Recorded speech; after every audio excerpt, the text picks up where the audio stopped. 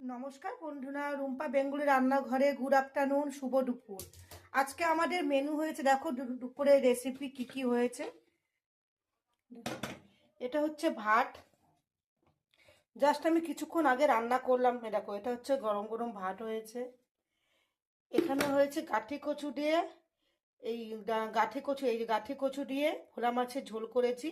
এটা তেলের পরে জিরে লঙ্কা কেটে নামার সময় ভাজা মশলা দিয়ে নামিয়েছি। একদম প্লেন ঝোল করেছি, ভোলা মাছের ঝোল, কিন্তু এটা মাছের ঝোল। এটা হয়েছে দেখো কাচ্চি মাছ, তোমরা কে কি মাছ বলো জানো না, আমরা তো কাচ্চি মাছ বলি। এর তেল দিয়ে, নুন দিয়ে, হলুদ দিয়ে, লঙ্কা দিয়ে, বেশি করে পেঁয়াজ দিয়ে মেখে অল্প জাস্ট জল দিয়ে শুকিয়ে লিবিয়ে দিয়েছি। এটা হচ্ছে চুনো মাছের বাটি চচ্চড়ি। এদিকে দেখো, এটা হচ্ছে টক ডাল।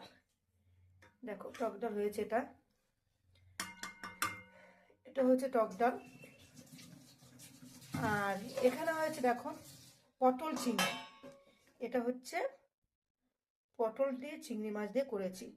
পুরো তোমরা যারা পুরো মাংসর মশলা দিয়ে, পুরো মাংসর মশলা যা যা লাগে, আদা রসুন পেঁয়াজ পেস্ট জিরে গুঁড়ো সব কিছু দিয়ে পটল দিয়ে চিংড়ি করেছি। এই হচ্ছে আজকে আমাদের রেসিপি। আর তোমাদেরকে বলে রাখি বন্ধুরা, আমার মেয়ে রাইমা ভাটি, ও একটা নতুন চ্যানেল খুলেছে। কি চ্যানেলটার নাম? সাদে শুধু রান্না আর রান্না, ওর চ্যানেলের নাম।